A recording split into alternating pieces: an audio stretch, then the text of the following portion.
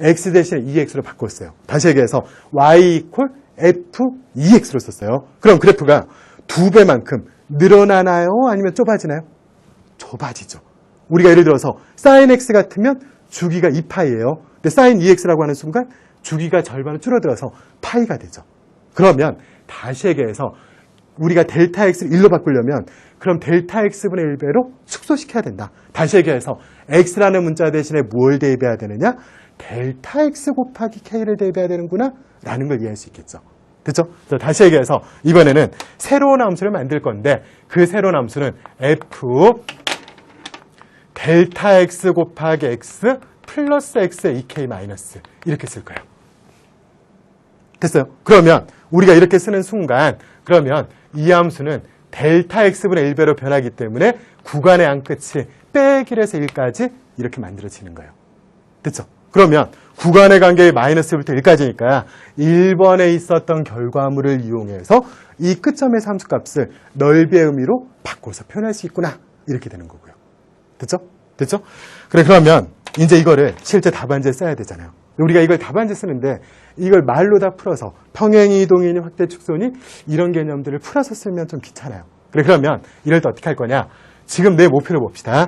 그럼 일단 지금 나의 목표는 뭐냐? 이 PK라는 게 결국은 뭐랑 같을 거다라는 게 예상이었죠? 구간의 한 끝점. 다시 얘기해서 x의 2k 빼기 2에서부터 시작해서 x의 2k까지 fx dx랑 같아지겠구나라는 게 우리의 예상이었잖아요. 그렇죠? 그래서 이것만 보여주면 처절로 이 값이 a에서 b까지 fx dx랑 같아집니다 라는 걸 보이는 거랑 같은 거니까요. 됐죠? 그래서 지금 우리의 목표는 이거예요. 그리고 그 다음 내가 마지막에 만든 함수가 뭐죠? 이런 함수네요. 그쵸? 그러면 이 함수 그래 그러면 뭐 할 거냐? 치환 접근할 거예요. 됐어요? 그래서 이 값이 pk랑 같습니다 라는 걸 보이기 위해서 치환하자. 그럼 뭐를 치환할 거냐? x를 델타 x 곱하기 x 플러스 x의 2k 빼기 1로. 그런데 우리가 똑같은 문자 쓰면 안 되니까 일단은 t라는 문자로 바꿉시다. 그래서 지금 여기 있는 이 정적분을 이렇게 치환을 해볼 거예요. 됐죠? 그래 그러면 칠판이 좀 좁으니까 이 부분은 지우고 나서 얘기해 봅시다. 그럼 이제 우리가 이 부분을 지우고 나서 다시 한번 이 정적분교를 쓰면 x의 2k 마이너스 2, x의 2k 마이너스 2에서 x의 2k 번째 항까지 그 다음 fx dx다. 그런데 우리가 이렇게 치환 접근할 겁니다. 그러면 인테그랄 그 다음 f 델타 x 곱하기 t 플러스 x의 2k 마이너스 이렇게 되겠죠. 그리고 그 다음 dx는 뭘로 변하나요? 그럼 우리가 t로 바꿨으니까 그래 그러면 dx라는 건 델타 x 곱하기 dt가 되는구나 이렇게 생각할 수 있죠. 그 다음 델타 x는 상수값이에요. 20분의 b-l이라는 상수값이에요. 그럼 델타 x라는 건 귀찮으니까 밖으로 이렇게 끄집어냅시다. 됐죠? 그리고 그 다음 이제 구간을 바꿀 거예요. 그럼 구간? 그럼 x의 2k 빼기 그럼 이 자리에 x의 2k 빼기가 있다고 생각해 봅시다. 그러면 t에다 어떻게 해야 되죠? x의 2k 빼기 1번 장에서 마이너스 델타 x만큼 가면 되죠. 다시 얘기해서 t는 마이너스. 그 다음 마찬가지로 x의 2k 그럼 x가 x의 2k라면 그럴 때 t의 값은 플러스 1까지 이렇게 될 것 같아요. 이렇게 됐죠. 됐죠? 그리고 그 다음 그러면 우리가 이 부분을 새로운 함수로 이름을 붙입시다. 그래서 얘를 gt라고 할게요. 그러면 원래 fx라는 함수가 2차 다항함수니까 그럼 이 gt라는 함수도 2차 다항함수 맞죠? 그리고 그 다음 이미의 2차 다항함수에 대해서 마이너스 1부터 1까지 정적분한 이 값은 결국은 g의 빼기 1, 그 다음 g의 0, 그 다음 g의 1 이 세 가지 값과 관계됩니다 라고 하지 않았나요? 그쵸? 1번에서 얘기한 게 그러면 여기다는 뭘 곱하냐?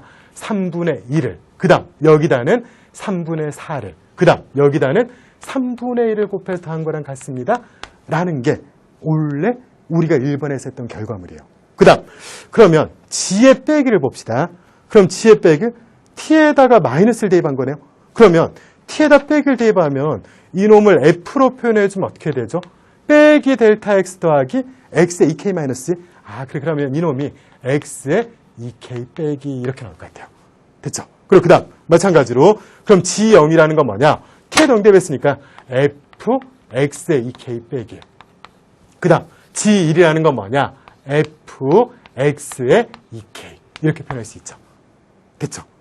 그래 그러면 우리가 1번의 결과물에 의해서 이거랑 같습니다.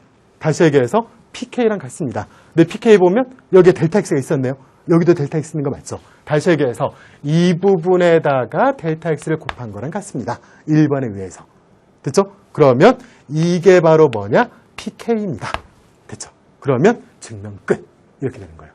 됐죠? 그래서 우리가 이제 적당하게 평행이동과 확대 축소의 개념을 이용해서 1번에 있는 내용을 사용할 수 있도록 1번에서 이미 익히 우리가 알아낸 내용을 사용할 수 있는 걸로 바꾸어서 문제를 풀어나간 거예요. 근데 이제 우리가 논술 답안을 쓸 때 참 힘들어요. 뭐냐면 직관적인 풀이나 이런 것들은 말로 설명하기는 좋아요. 그런데 논증, 정확하게 식을 이용해서 논증해야 될 때는 말로 쓰는 게 주저리 말이 길어지고 약간 중구난방이 될 때가 많아요. 그래서 그럴 때는 좀 편하게 일단 아이디어를 떠올릴 때는 직관적인 생각, 다시 평행이동한 다음에 확도 축소해야지 이런 개념으로 생각을 하고 실제 답안지를 쓸 때는 그거의 결과를 이용해서 바로 취한적분하면 훨씬 더 편하게 이렇게 논증을 해나갈 수도 있다라는 거예요. 됐죠? 그리고 그 다음에 아까 얘기했지만 실제 이 학생들이 그러니까 연대에서 이 문제를 실전에 접한 학생들이 처음에 많이 틀렸던 접근을 아예 생각이 힘들었던 이유는 뭐냐? 이걸 보면서 무조건 얘는 정적분의 정의랑 관계되는구나 라고 오해를 했다라는 거예요. 그런데 우리가 정적분의 정의가 되려면 기본적으로 K가 1부터 10까지가 아니죠.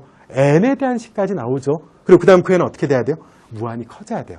그럴 때 이 기호가 뭔가 리미트 시그마가 붙고 그 델타 x가 0에 가까워진다면 그럴 때 정적분의 정의랑 관계되는 거다. 그런데 지금 이놈은 정적분의 정의랑은 일단 관계없구나. 이걸 이해하는 게 첫 번째 이 문제를 키웠어요. 그 다음 1번과 어떤 관계를 맺을 거냐. 우리가 모든 논술 문제들은 그렇지만 앞에 있는 1번이 그 다음 뒤에 있는 2번, 3번에 힌트가 되는 경우가 많아요. 그래서 만약 제일 마지막에 있는 예를 들어 3번 문제가 어려운 문제예요. 그러면 그 앞에 있는 문제가 뭐지? 그 앞에 있는 문제가 어떤 의미를 지니지? 라는 걸 생각을 해야 하지만 그 다음 풀이 과정들을 자기가 생각해낼 수 있다는 거야. 그런 아이디어를 떠올려낼 수 있다는 거예요. 그렇죠? 그래서 하여튼 우리가 이렇게 정적분의 정의랑 관계되는 얘기를 하긴 했지만 사실은 정적분의 정의가 아닌 것도 좀 다뤘죠. 근데 이제 이런 생각들이 항상 학생들이 가지고 좀 문제를 풀 수 있었으면 좋겠습니다. 그렇죠? 그러면 우리가 이렇게 그러니까 주제 강의, 공통 주제 강의 2강을 마치는 걸로 하겠습니다. 다들 여기까지 수고하셨습니다.